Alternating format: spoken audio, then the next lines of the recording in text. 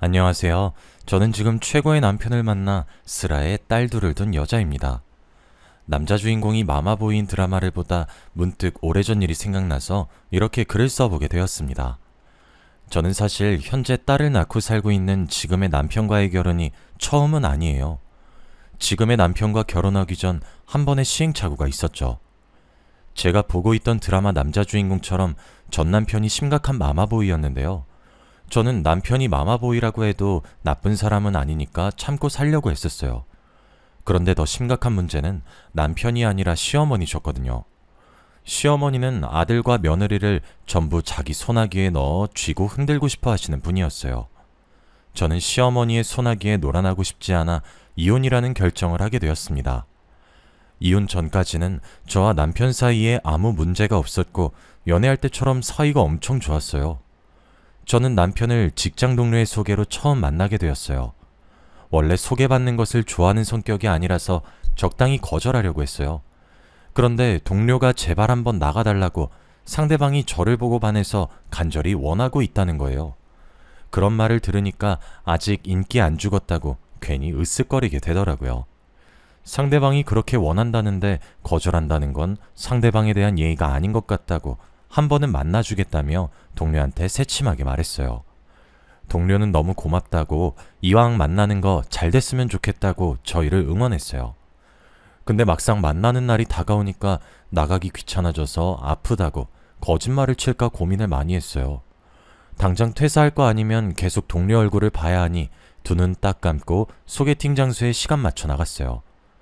어떤 사람인지 모르는 상태로 만났었는데 남편이 되게 착하고 다정한 거예요. 저를 소개시켜달라고 했던 대범함과는 다르게 사람이 되게 조심스럽고 소심한 면이었어요. 그리고 남편이 다른 사람과 다른 점이 있다면 데이트하는 와중에 틈틈이 시어머니께 전화해서 보고를 하더라고요. 지금 어디에서 뭘 먹고 있다, 어디에서 뭘 하고 있다, 자신의 일거수일투족을 다 보고했죠. 저도 그렇고 요즘 사람들 중에 부모님께 이렇게 연락 자주 하는 사람 잘 없잖아요. 그런데 남편이 어머니 걱정할까봐 계속 연락드리는 모습을 보니 효자란 생각이 들더라고요.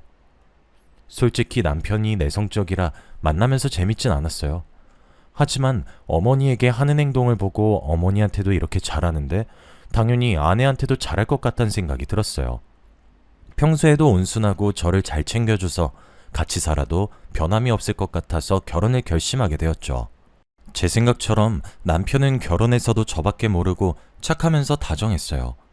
제가 말하지 않았는데도 집안일을 알아서 척척 도와줬었어요. 자기도 회사에서 힘들었을 거면서 티 하나도 안 내고 오히려 저보고 힘들었겠다며 자기가 저녁을 차리겠다고 주방을 차지해서 저를 주방 근처에도 못 오게 했었어요. 성격이면 성격, 집안일이면 집안일. 정말 어디 하나 나무랄 데가 없었죠. 하지만 남편의 유일한 단점은 아침에 눈 뜨고부터 밤에 눈 감을 때까지 엄마를 찾는 것이었어요. 시작은 누구보다 행복해야 할 신혼여행 때였죠. 신혼여행을 떠나는데 가는 동안에도 그렇고 올 때 비행기 안에서까지도 왜 그러는 건지 남편은 슬프다는 듯한 표정으로 일관하더라고요. 당연히 남편 기분이 안 좋아 보이니 신혼여행을 제대로 즐기지 못했어요. 남편은 비행기 안에서 제게 말도 안 걸고 창밖만 보러더라고요. 기분 좋게 떠나야 할 신혼여행에 왜 계속 그런 표정 짓고 있는 거야? 안 좋은 일이라도 있던 거야? 무슨 일인데 내가 무슨 일인지 알아야 위로를 해주던가 하지. 아니, 우리 엄마도 여기 같이 오면 좋아했을 텐데 싶어서. 나만 이렇게 좋은 곳에서 놀고 먹고 하는 게 엄마한테 너무 죄송하잖아. 자기는 진짜 효자인 것 같아. 난 여행하면서 그런 생각 해본 적 없는데 괜히 불효자 된 기분이네. 자기 덕분에 진짜 반성 많이 하게 된다. 우리 다음엔 이런 곳 엄마랑도 같이 오자. 우리 엄마 아직 해외여행 한 번도 안 해봤거든. 아마 엄마도 데리고 오면 엄청 좋아하실 것 같아. 그래, 그러자. 어머님 데리고 같이 오자. 그땐 세 명이서 재미나게 놀자. 저는 그때까지만 해도 남편이 남들과는 다르게 엄청난 효자라서 그런가 보다 했죠. 결혼한 지 한 달 됐을 때쯤엔 본격적으로 남편의 입에 엄마가라는 말을 입에 달고 다니기 시작하더라고요. 시어머니께서 어디서 또 뭘 들었는지 남편한테 아침 일찍부터 전화를 했나 봐요.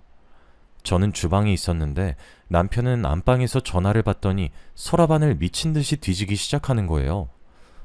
여보, 뭘 그렇게 찾아? 내가 찾는 거 도와줄까? 뭐 찾는데 무작정 그렇게 뒤진다고 물건이 나오겠어? 그래서 필요한 게 뭔데? 빨간 양말.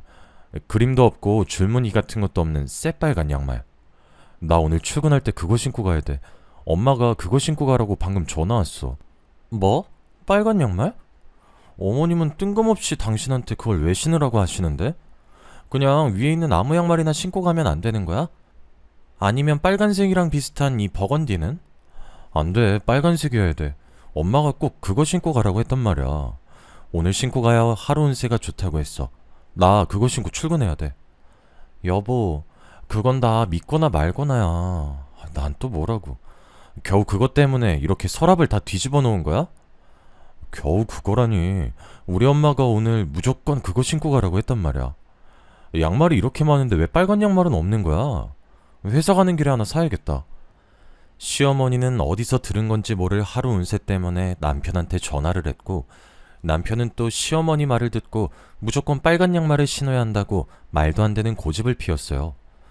아무거나 신고 가라고 달래보려고 했으나 시어머니 말을 무조건 들어야 한다면서 고집 불통이었어요. 저는 남편을 보며 고개를 절레절레 흔들고 아침을 마저 차리러 나갔었죠. 아침에 양말 찾느라 돌아다니는 이 정도 일은 이제 양반이에요. 저희 남편은 자신에게 일어나는 모든 것들을 시어머니와 공유를 해요. 그리고 저와 의논하기보단 시어머니와 많이 의논을 했고, 저와 싸워도 저랑 이야기해서 풀 생각을 안 하고 바로 시어머니께 말을 했어요. 그럼 저는 시어머니한테 전화로 혼이 나곤 했었죠. 아가, 나다. 너 또 우리 아들이랑 싸웠니? 내가 들어보니까 그렇게 화낼 일도 아닌 것 같더만. 넌 왜 이렇게 우리 아들을 못 잡아먹어서 안달인 거니? 어머님, 제가 남편을 못 잡아먹어서 안달인 게 아니라요. 몇 번이나 말했는데 남편이 안 고치니까 화가 나는 거죠. 제가 한번 말했을 때 남편이 고쳐주면 이렇게까지 화냈겠어요? 사람이 어떻게 완벽할 수 있겠니? 사람이니까 실수도 하고 그런 거지. 실수하는 게 그렇게 용납할 수 없다면 넌 그럼 로봇이랑 결혼하지 그랬니? 매번 이런 식으로 남편과 싸우면 시어머니와 싸우는 건 덤이었어요. 항상 뭔 일이 생기면 2대1로 싸우게 되니 지치는 건 저였죠. 또 한 번은 결혼 후 맞은 두 번째 명절에 있었던 일이었어요. 저희 가족은 몇 년 전부터 명절에 제사를 지내지 않고 단체로 여행을 갔었어요. 역시나 남편은 가족들과 함께 가는 여행에서도 계속 울상을 짓고 있더라고요. 신혼여행 때 일이 생각이 났고 또 시어머니가 생각난 건가 했어요. 여보, 또 표정이 왜 그래? 어머님 생각나서 그래? 얼마 전에 어머님이랑 셋이서 같이 놀고 왔었잖아. 근데 또 왜 그래? 그거랑 이거랑 다르지. 여긴 경주고 거긴 속초였잖아. 나 솔직히 조금 서운해. 우리 엄만 가족 아니야? 사돈이잖아. 같이 올 수 있는 거 아니야? 여보, 생각을 해봐. 우리 부모님이랑 우리 부부만 온 것도 아니고 우리 언니 오빠 부부도 같이 온 거잖아. 그런데 우리 어머님까지 오시면 얼마나 불편하겠어. 당신은 우리 엄마가 불편해? 우리 엄마가 당신을 얼마나 생각하는데 잘 알잖아. 근데 당신이 어떻게 그렇게 말할 수가 있어? 그동안 우리 엄마를 불편하게 생각했던 거야? 그런 게 아니잖아. 내가 아니라 다른 식구들이 불편해한단 말이었어. 같이 놀면서 친해지면 되잖아. 우리 가족이 많은 것도 아니고 겨우 어머니 한 분뿐인데. 지금 어머니 혼자서 얼마나 외롭겠어. 당신은 그런 생각 안 했어? 그렇겠네. 어머니 많이 외로우시겠네. 그렇지만 우리 결혼하기 전부터 우리 집안이 명절 보내는 방식이고, 따지고 보면 우리 언니 오빠 부부도 시댁 식구 처가 식구 안 데리고 오잖아. 우리도 똑같은 거야. 제가 그날 저희 가족들 보는 앞에서 찡찡거리는 남편을 얼마나 달랬는지 몰라요. 한두 살 먹은 어린애도 아니고 입이 오리마냥 나와서는 시어머니 안 모셔왔다고 따지는데 가족들 보기 얼마나 창피했는지 몰라요. 덕분에 가족들도 저희 남편 눈치 보느라 제대로 즐기지도 못하고 저는 가족과 남편 둘 다 눈치를 봐야 했어요. 저는 그날을 기점으로 더 이상 남편이 단순히 시어머니 생각을 많이 하는 효자 아들이 아니라 정도가 다소 지나친 마마보이라고 생각을 했어요. 시어머니는 남편이 자기 말이라면 찍소리도 못한다는 걸 알고 그 점을 정말 잘 이용했었어요. 한 번은 시어머니께서 저녁 식사를 같이 하자고 하시는 거예요.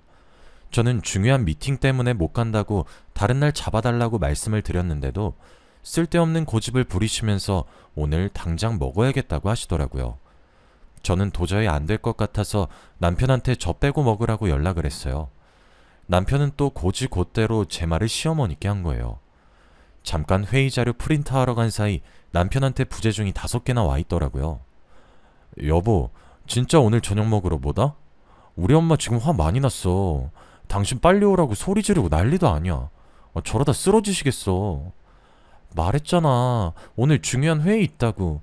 당신도 회사 다니니까 알 거 아니야. 중요한 회의에 빠지면 어떻게 되는지. 당신 잘 알면서 왜 그래? 당신은 우리 엄마보다 회사가 더 중요해?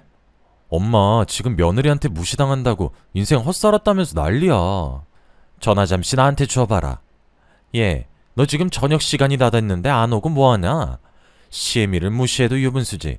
매일 저녁 먹자고 하는 것도 아니고 이번에 한 번 먹자고 했는데 시애미를 물 먹여? 어머님, 제가 언제 어머님을 무시했다고 그러세요. 저 어머님 무시한 적 없어요.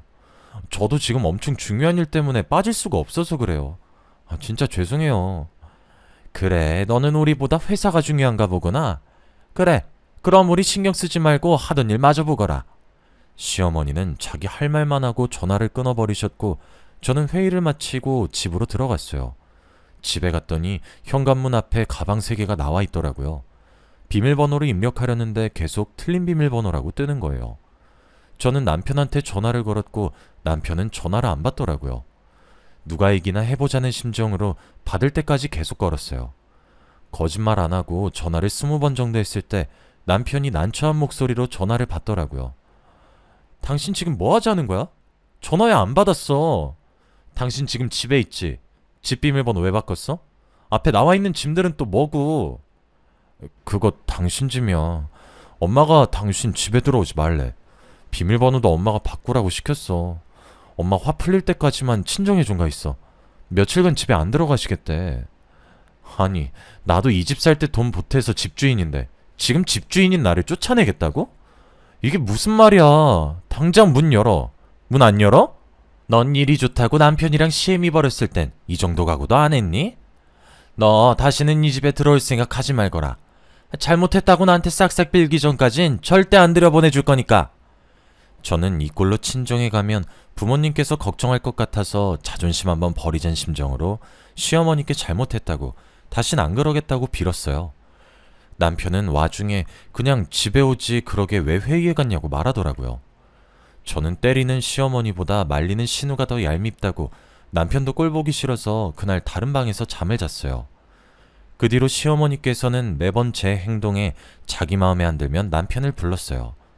남편 앞에서 쓰러지는 신용도 하고 골골거리며 다 죽어가는 신용도 했죠. 그러면 남편은 또 시어머니 말을 듣고 제가 잘못한 거니까 빌라고 하거나 시어머니가 하자는 대로 해달라고 하죠. 언제까지 시어머니 뒷공문이나 졸졸 따라다니고 있을 건지 정말 한심했어요.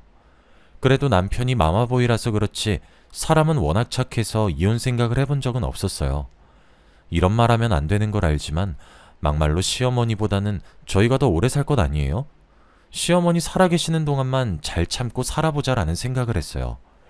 제가 참는 동안 시어머니는 사는 날까지 열심히 며느리를 괴롭혀보자라는 생각을 하셨는지 다방면으로 저를 열심히 괴롭히셨어요. 저희 가족이 명절에 놀러 간다는 걸 알고 제가 노는 꼴을 못 보시겠는지 명절에 저희 집에 보내지 않으시려고 어떻게든 용을 쓰세요. 보통 명절 당일 낮에 친정으로 향하는데 아침부터 머리에 천으로 된 흰띠 같은 걸 두르고 곧 죽는 사람처럼 앓는 소리를 그렇게 내세요.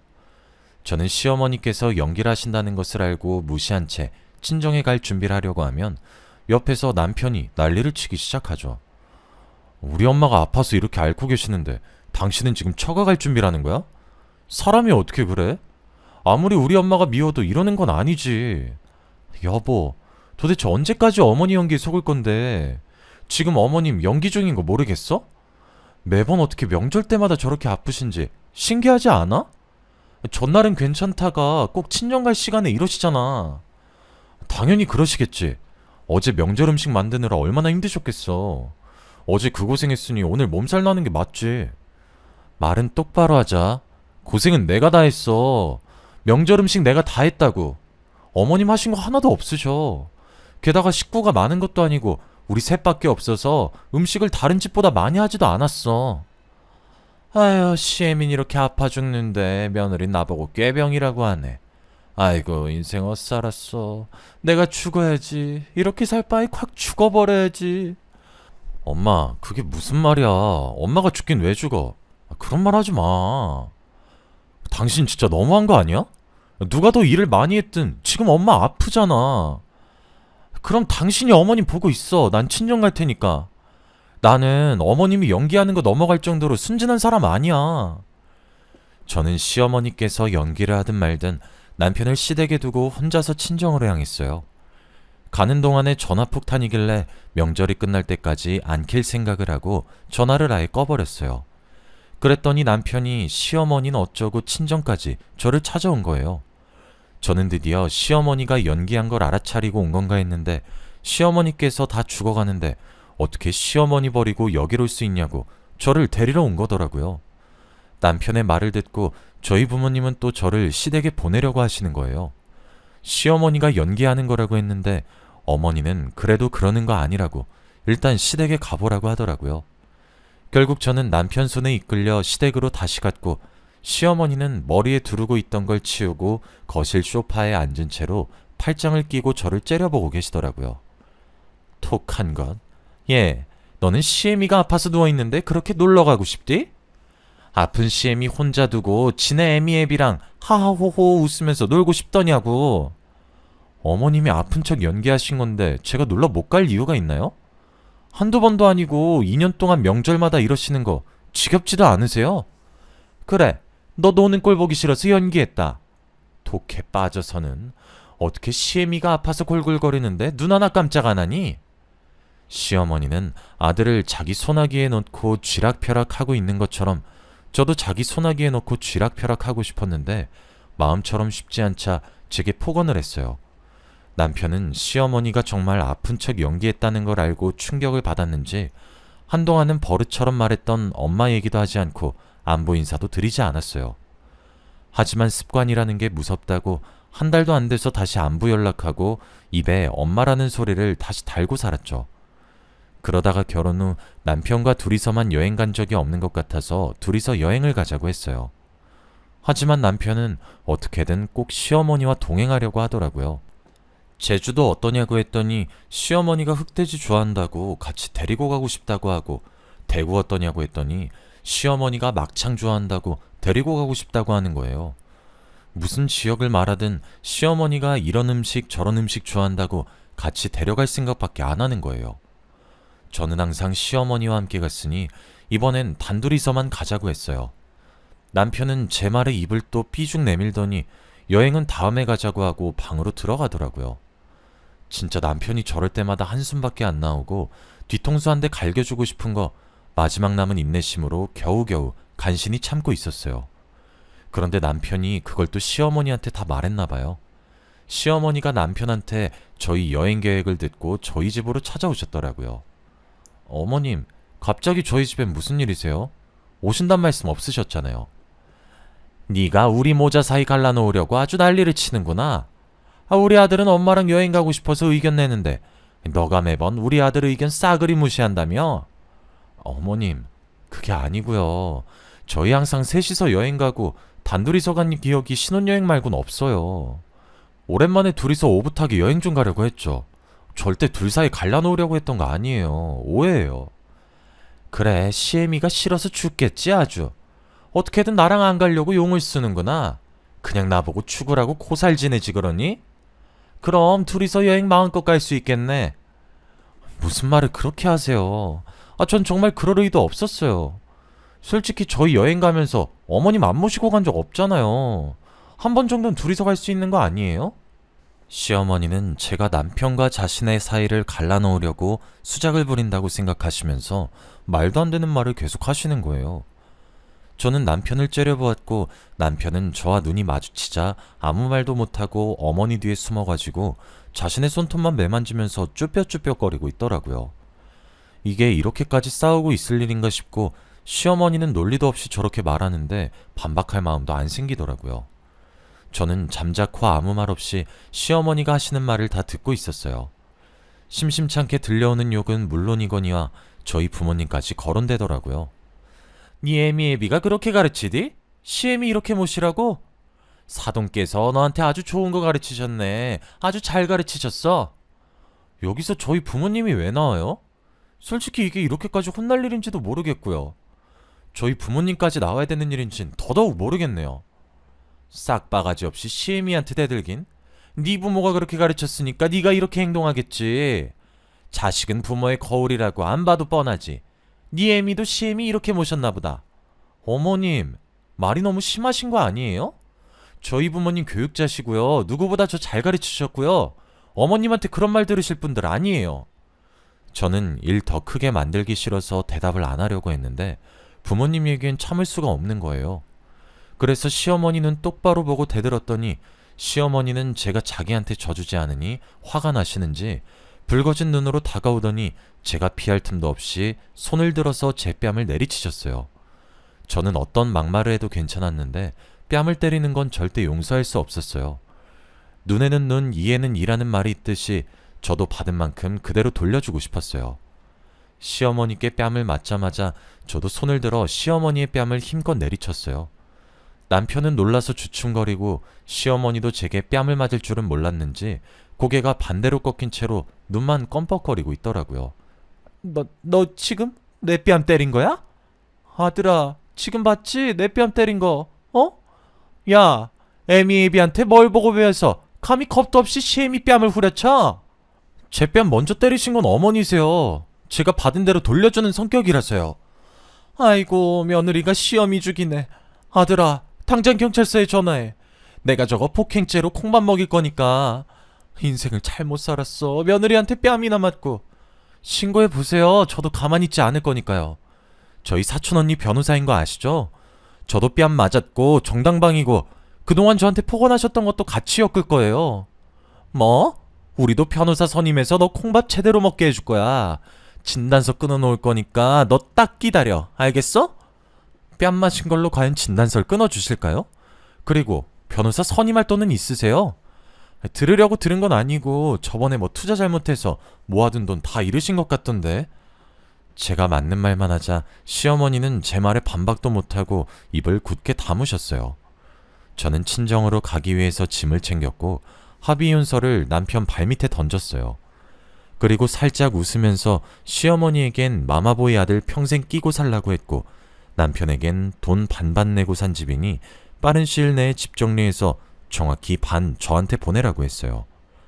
저는 친정으로 가서 제가 그동안 겪었던 것들을 전부 말했어요. 친정 부모님은 잘 나왔다고, 이혼하라고, 30대 중반은 충분히 새 출발할 수 있는 나이라며 그동안 그런 집구석에서 고생 많았다고 저를 다독여줬어요. 제가 눈물을 참았던 것도 아니고 그냥 안 나왔었는데 친정어머니 품에 안기니까 저절로 눈물이 나더라고요. 마치 누군가 제 눈에 수도꼭지를 튼 것처럼 눈물이 멈추질 않았어요. 그동안 시어머니나 남편한테 당한 것 때문에 서러워서 눈물이 나는 게 아니라 부모님께서 욕먹으실 분이 아닌데 괜히 욕먹게 만든 것 같아서 미안해서 눈물이 났던 것 같아요. 저는 빨리 끝내고 싶어서 성격 차이로 합의이혼을 했고 집도 팔아서 정확히 반으로 나눴어요.